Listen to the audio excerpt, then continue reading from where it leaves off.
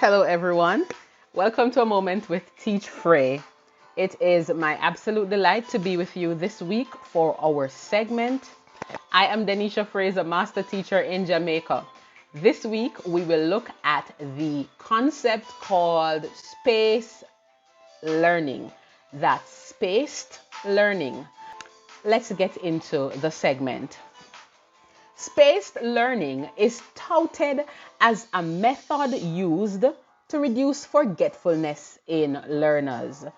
Spaced learning is a learning method in which highly condensed learning content is repeated thrice. It is based on the temporal pattern of stimuli for creating long-term memory in the learners. Spaced learning can also be used to teach various parts of a complex subject with space in between the elements. I've always been a proponent of the power of repetition in teaching and learning. Repetition is powerful. In practice, I've often repeated assessment tasks rather than learning episodes to help with reinforcement. I've often relied on the students studying the same content thrice, then coming to do an assessment. Spaced learning thrives on this concept in another way by focusing on the objectives and learning tasks. It sits on the principle of repetition and the idea that a concept repeated enough will be less likely forgotten by the learner. If you are designing a learning program with spaced learning in mind, you will present learners with a concept or a learning objective, allow a period of time to pass, days or weeks, and then present the same concept again to the learners. This might involve a few repetitions or many, depending on how complex the content is.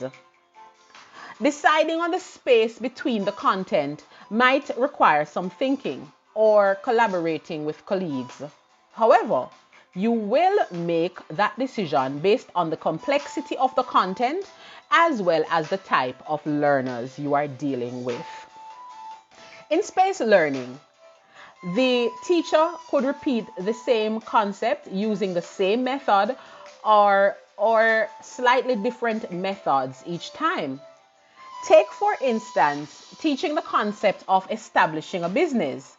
If the objectives include having the learner grasp the stages of establishing a business, then the teacher might use storytelling in the first instance of spaced learning, then use a movie in the second instance, and a case study in the third instance.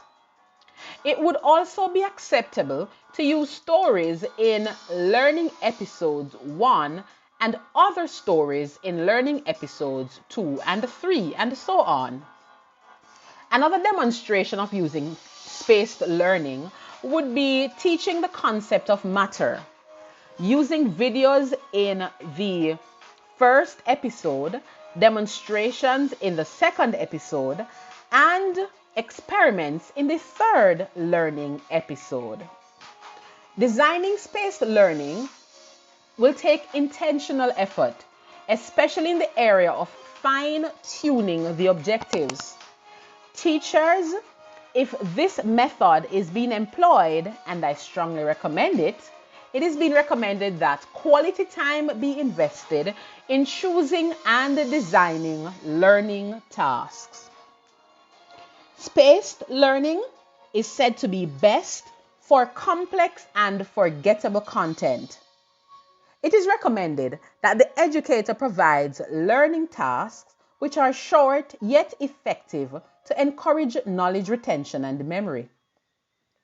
If you are just joining us, you are tuned into the segment, A Moment with Teach Frey. And today we are looking at spaced learning. To this point, I have shared a definition for spaced learning and have presented it as a viable method built on repetition to assist learners in retaining information. We are now heading into looking at some advantages of using spaced learning. It is said by experts that spaced learning has multiple benefits and very few drawbacks. Spaced learning is posited as enhancing retention by more than 200%. Yes, that's what I said. More than 200%. Spacing the learning episodes require greater effort on the part of the learner to retain the information, hence aiding in stronger retention. Spacing effects sit on an age-old and proven method of repetition to enhance learning. And finally, spaced learning has the backing of years of research and statistics to advocate for its effectiveness. Teachers, again, I must share how much of a privilege it is to share with you in this segment. I hope you learned something today about spaced learning and that you will give it a try. For our next segment, I hope to expose you to how you can build spaced learning into your current practice. Until next time, this is Teach Free. Take care of our children. Love and peace.